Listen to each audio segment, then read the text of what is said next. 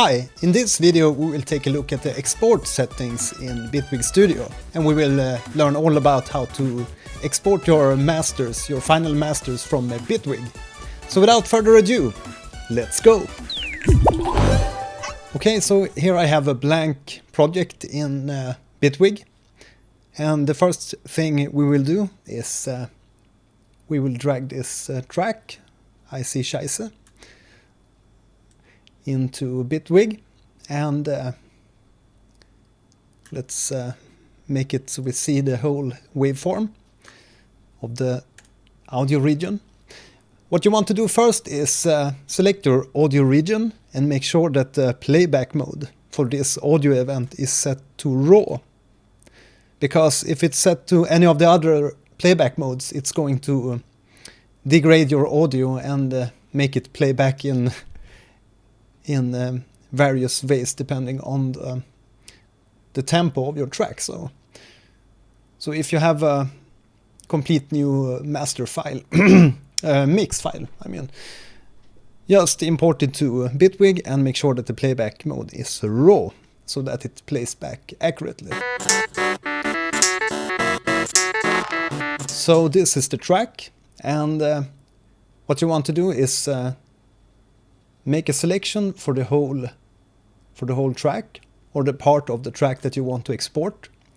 What you can do also is select this audio event and press Command L, because it's going to select the complete region. So that's a very neat handy shortcut, Command plus L, to select all for the region part. Now you can go into your mixer by pressing Tab, or by pressing this mix button at the bottom here, and you can insert all the master effects on this channel that you want to apply before the export.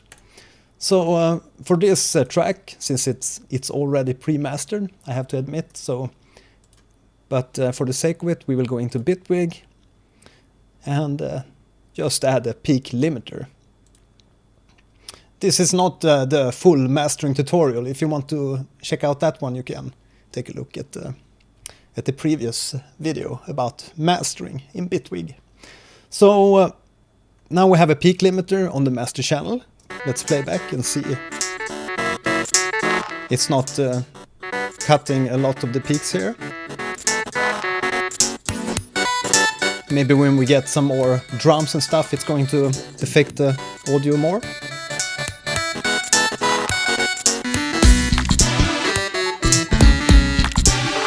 Yeah, so when you're happy with your mastering chain, maybe you have added some EQs and compressors and whatnot. But as I said, this is not a mastering tutorial. This is only the export part of the mastering part. So what we do is we make the selection around the whole audio event. Then we can go to our master channel and open up this expand this view for the automation. Then we can go into the mixer and select volume.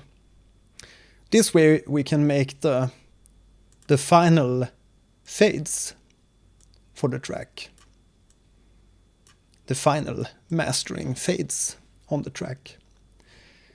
And we can also hold Alt over these automation lanes, and we can make more refined adjustments to the curve.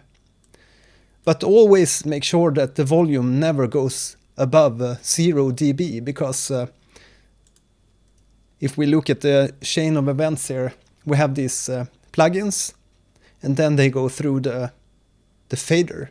So if we have a peak limiter and set it to minus 0.3 dB, if the mastering level is set to 0, we're never going to go above 0.3 dB, because the fader is not applying or taking away any gain from the signal. It's just going right through. But if we start to elaborate and adjust this master fader, you can look at the clipping gain up here. If I start to, maybe if we increase the gain here for 3-4 dB here, look at the You can see, yeah, you can see that the signal is going into the red area, and you absolutely don't want that, so always make sure to never go above 0 dB on your master volume here. And we can also make a slight fade in the intro if we want. You can also, of course, add these fades to the clip directly if you want. But for more deep and exact control, make your automation curves instead. So that's now when we're satisfied with our mastering chain and our fades, we can go and export this track. So what you do is make sure to select the track, or at least you have set up this region selection for the whole part of the song. Again, Command L to do that. Now we can bounce this track and press Command Shift and B, which is the shortcut for exporting audio. Select where you want this track to land on your hard drive. This is fine for me. We will call this track I see Scheisse. Splendid track name there. And you can see that you have two buttons to choose from here. You can either set arrangement, the selection, the time range selection to arrangement, or you can select loop region. Since I've selected the loop region here, it's going to perfectly select this part for our export.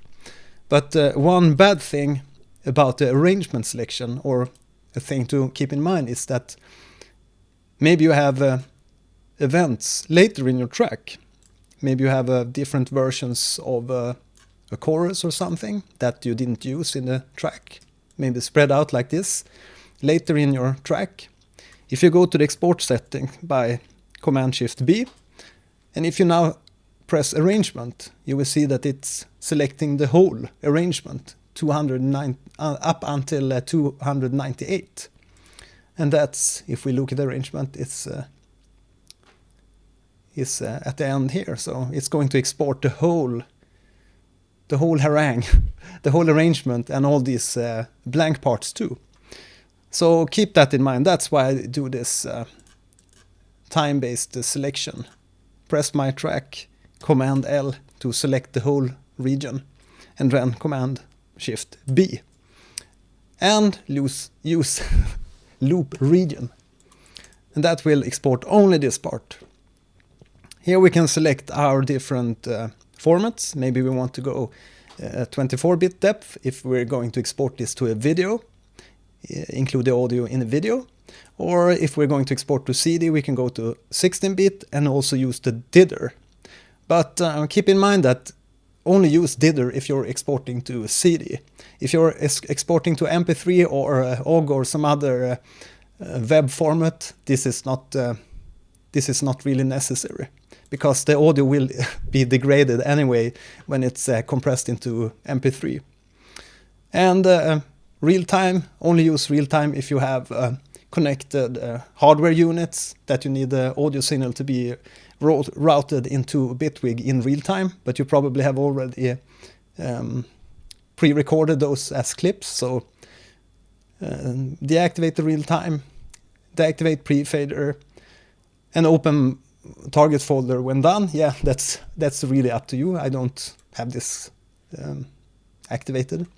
And then go to OK, and you will see exporting the audio. And now we should have a perfectly fine